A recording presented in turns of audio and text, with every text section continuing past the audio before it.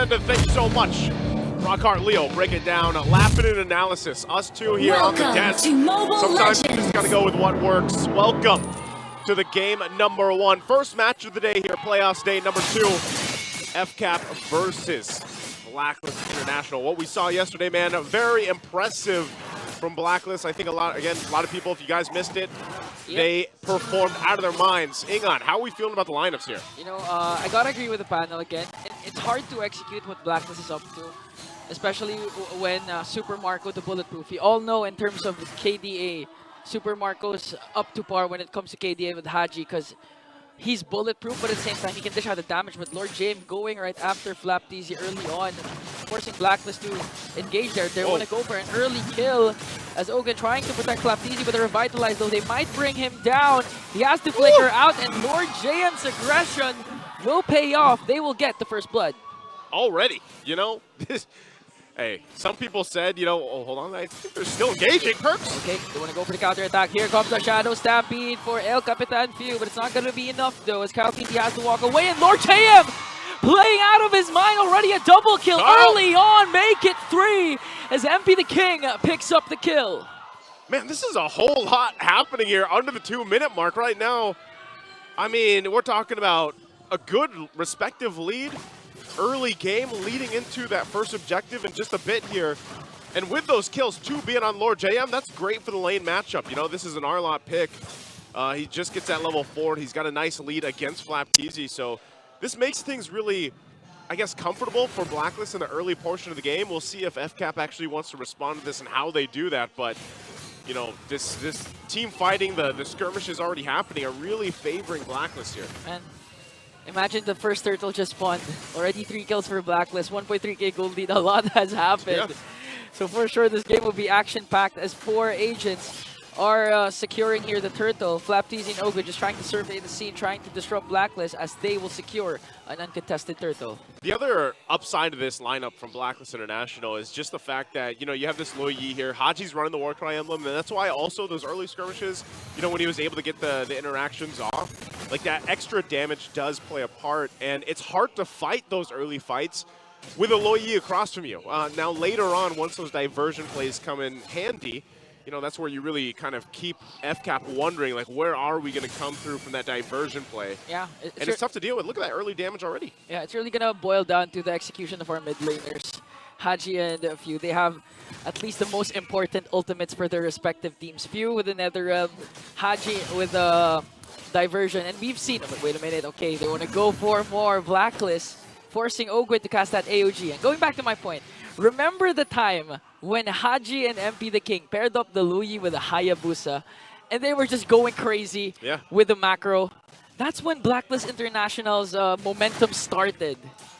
Back in the regular season, right? Back in the regular season, It's funny because, like, a lot of people, when they were watching Blacklist International through the regular season, I think a lot of people had a lot of things to say about them. A lot. You know, because there was a time, too, with Blacklist International in regular season where they were trying different, like, lineups, like lineup iterations, and then they eventually found the best. Here's a diversion, though. Oh, gonna make sure Super Marco doesn't have a good time here, even forcing out this flicker.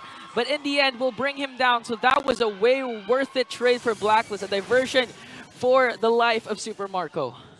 Yep, that's what I was talking about, man. The diversion plays are going to be pretty an obstacle for FCAP to overcome. Now, with the lineup that they have here, too, they're really hoping that, you know, late game is where they can shine and they can utilize, especially the carry pick, you know, with Super Marco, even though he's already gotten taken down. Yeah. That pressure is going to be continuous there, though. So for FCAP, they've got to be able to kind of protect Super Marco, allow the late game to happen, because, Ingon, the way things are going right now, like, I don't know if FCAP's going to get there. This second turtle for the taking, too, and Blacklist might either look for a pickoff or just start it up. Because ideally, the plan for Falcons AP, Bren, is of course late game insurance Super Marco with the carry. But Kyle TZ was supposed to be dominating early game with the Suyu pick, and so far we've seen Suyu dominate early games. We've seen it with Andoryu. We've seen it with Carl TZ. So far, not a good start for Falcons AP, Bren, because of the unexpected aggression Blacklist is showing as MP the King and the rest of Blacklist works on Flapteasy and Ogun once again as they will bring him down. Flapteasy has to go with the split. A Perks pops his Revitalize. Okay, now FlapTZ still working on Lord JM. Perks goes in with a glorious pathway with MP the King as well. Oh. FlapTZ quite tanky, but will he be able to sustain it? Here comes the Nether Realm, but they're just gonna break it right away, bringing down 2. MP is still alive. Few is the next target, and look at Lord JM. 5-0-2. Man, it sucks that the Alamat Awards just ended because this guy, one of the most improved players for the playoffs. Yeah, that's a good point because a lot of people are talking smack on Lord JM A lot. through the regular season. But man, we're going to look at the replay here. He's trying to make a play in mid. I don't think that's going to result into much. But looking at this replay brought to us by Infinix, this was a great final slash, able to find multiple members after the Nether Realm was even used. And then they go in, continue to collapse in. So just a huge lead right now for Blacklist. And a lot of this early on snowballed already into this point of the game. You know, that mid-game where you're really just seeing how strong the fighting composition is. And the great thing about this for MP the King especially is this makes your job as a Ling so much easier. Like, you can just do what you need, roam around the map, focus on, you know, these objectives if you need to. But ultimately, the power spike right now for Blacklist International is just so massive that FCAP is going to have to really, like, slow things down. And by slow things down, I mean just not die. You know, like, they don't want to go into a fight because they're going to be outgunned and outmaneuvered right now. And OHAB hasn't even really had to be part of these fights, obviously. Yeah, he's just literally going on a laning phase with Super Marco, having his own mini game up top. And Blacklist, what do you expect? No one could have predicted this. An 8-0 start coming into game number 1 up against Falcons AP Bren, the reigning, defending world champions back in M5. 5.4k gold lead already. And I do agree with your point. MP the King, right? Okay, they're going to send out someone there. It's going to be Lord JM at the diversion, and they're just going to wait. But I think they're going to spot out Oakwood. Are they going to be able to burst him down, though? 4 members of the Bees are here. Perks might be in trouble. The Shadow Stampede will catch him. FlapTZ goes in as well, and the clash will stop there. And okay, going back to MP the King, he's having such a good time because during the regular season, we would always see MP the King struggling because enemies would tend to invade his purple buff. But this time, 3-0-3 start, not even minding whatever clash is happening right now, just focusing on the macro for MP the King. And that's what I'm saying. Like, they're just gonna have kind of an easy time right now. Third turtle, I would be surprised if FCAP really wants to press into this and contest it. It looks like, you know, they're kind of getting angled for this. And we'll see if they actually do it, but it looks like not. 3 for 3 now on the turtles, as it should. Again, FCAP really just needs to get to the late game here. I think we have to talk about how can they get into this game. Oh, hold on. Okay, They sent him. Oh, they're displaced again. I think Ogwen knows. Ogwen has to know. He spotted that bush earlier, but oh man, if he walks into that. Okay, he still has the AOG. He still can't escape here, but he's getting bursted down, and Perks will pick up the kill.